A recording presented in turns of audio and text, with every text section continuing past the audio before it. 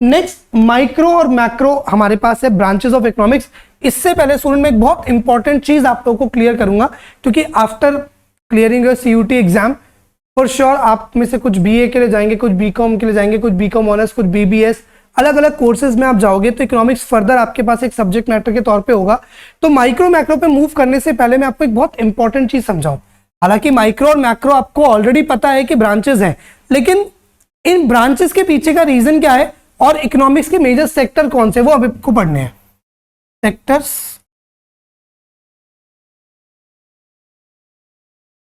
इसका मतलब क्या है? आपने 11th क्लास में माइक्रो इकोनॉमिक्स पढ़ी, अगर आप रिकॉल करो तो माइक्रो के जो मेजर टॉपिक आपके पास थे वो कौन कौन से थे स्टूडेंट्स? दोज वर, पहला तो इंट्रोडक्शन तो जो हम पढ़ रहे हैं, इसके बाद आपके पास था कंज्यूमर्स थ्योरी, कंज्यूमर्स बिहेवियर, उसी में फिर डिमांड, इलास्टिसिटी ऑफ डिमांड, उसके बाद फिर फर्दर मूव करने पे production function, cost, revenue, producer, equilibrium, supply, market and price determination. तो इस तरीके से था, ठीक है। जब आप मैक्रो पढ़ने लगे 12th स्टैंडर्ड में, तो 12th में आपने ये देखा कि उसमें टॉपिक कौन से आ गए? नेशनल इनकम आ गया, मनी एंड बैंकिंग आ गया, गवर्नमेंट बजट आ गया, एग्रीगेट डिमांड, एग्रीगेट सप्लाई आ गया, फॉरेन एक्सचेंज रेट आ गया, बैलेंस ऑफ पेमेंट आ गया।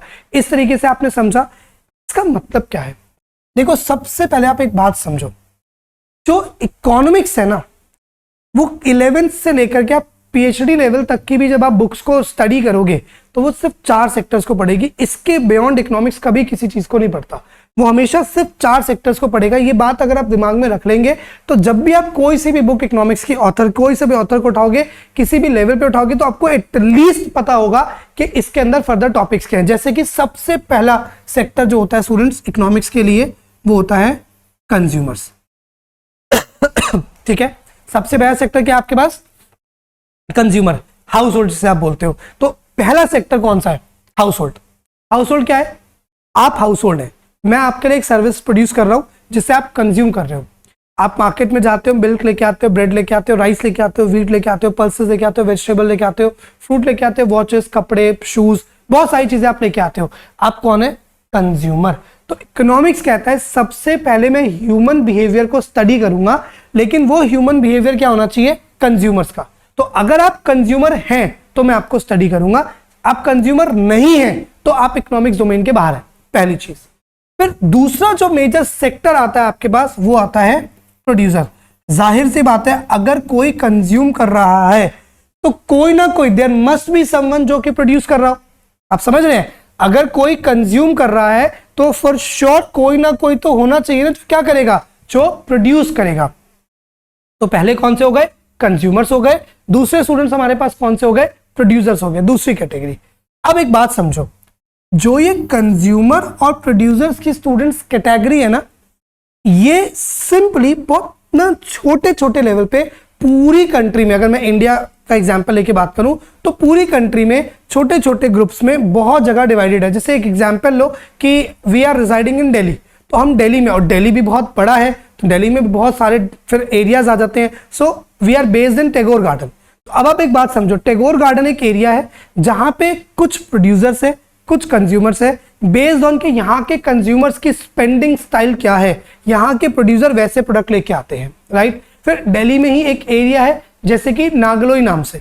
अब नागलोई कंपैरेटिवली जो देखा जाता है, वहां पे लोअर इनकम ग्रुप के लोग ज्यादा रहते हैं, तो वहां के कंज्यूमर्स को चीजें पसंद है कि थोड़ा लो प्राइस की चीजें होनी चाहिए। तो फिर प्रोड्यूसर्स ने जो अपनी शॉप स्टैब्लिश करी है, बिजनेस स्टैब्लिश करे हैं, वो इसी अकॉर्डिंग करे हैं कि भाई यहाँ पे इस तरह की चीजें चलती है, इस रेट पे चलती है, इससे बियॉन्ड रेट को हम लेके नहीं आएंगे। लेकिन वहीं दिल्ली में ही एरिया कनॉट प्लेस हो गया, ईस्ट ऑफ कैलाश हो गया, ग्रेटर कैलाश हो गया। अब यहाँ पे क्या है? यहाँ पे वो लोग रहते हैं जिनके पास हाई इनकम है, तो वहां के जो प्रोड्यूसर्स होंगे, वहां के जो शॉप ओनर्स होंगे, वो प्रोडक्ट भी ऐसे रखेंगे, उस रेट के रखेंगे, क्योंकि उनको पता है कि यहाँ पे लोग इस चीजों को कंज्यूम कर लेते हैं। सो इसका मतलब ये हुआ कि हर एक कंट्री में कंज्यूमर्स और प्रोड्यूसर्स छोटे छोटे ग्रुप्स में पूरी कंट्री में डिवाइडेड होते हैं, राइट। ये बात क्लियर है? क्योंकि ये छोटे छोटे ग्रुप में पूरी कंट्री में डिवाइडेड है, तो इनको कलेक्टिवली पढ़ पाना मुश्किल है। तो इनको पढ़ने के लिए हमें स्पेशल एम्फसाइज करना होगा कि हम छोटे छोटे ग्रुप्स में ही इनको स्टडी करें। And there comes the role for micro economics.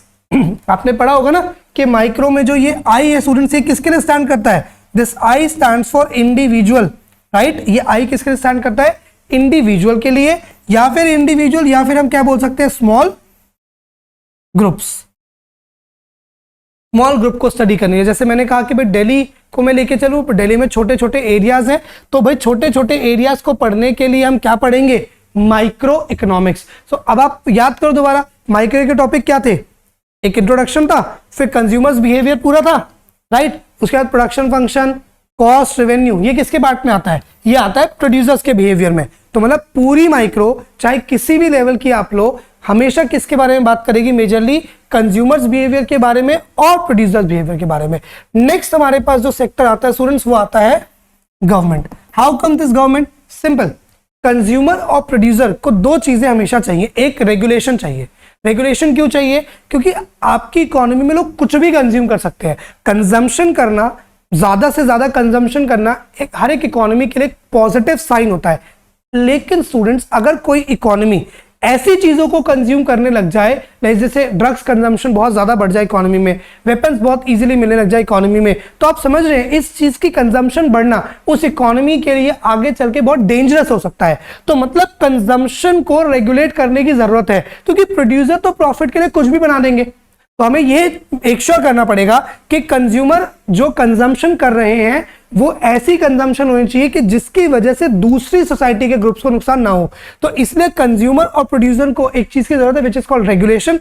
साथ ही साथ में not every consumer and producer are capable enough of consumption and production of what ever they want. Like school सबको जाना जरूरी है, राइट लेकिन क्या सबके पास उतनी फीस है कि वो बहुत अच्छे प्राइवेट स्कूल्स को अफोर्ड कर सके? नहीं, लेकिन कंजम्पशन तो चाहिए ना। लाइकवाइज कि क्या सबके पास उतनी इनकम है कि सारे लोग बहुत बड़े बड़े जो बिग बाजार टाइप्स होते हैं उनसे जाके राशन परचेज कर सके? Not possible. तो इसलिए जरूरी हो जाता है क्या चीज? गवर्नमेंट का इन्वॉल्व होना, कि जो सर्टेन चीजों की कंजम्पशन और प्रोडक्शन है उन चीजों को गवर्नमेंट फैसिलिटेट कर सके, हेल्प कर पाए। इसीलिए थर्ड हमारे पास सेक्टर क्या आता है? गवर्नमेंट।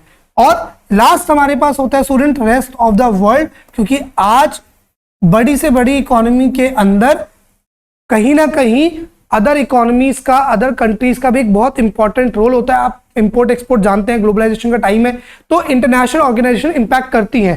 तो गवर्नमेंट और rest of the world as a whole पढ़े जाते हैं, क्योंकि ये किसी पर्टिकुलर सोसाइटी या ग्रुप को इंपैक्ट नहीं करते हैं। And that is why macro comes into the picture. So macro में this A stands for aggregate और यू कैन से ऑल।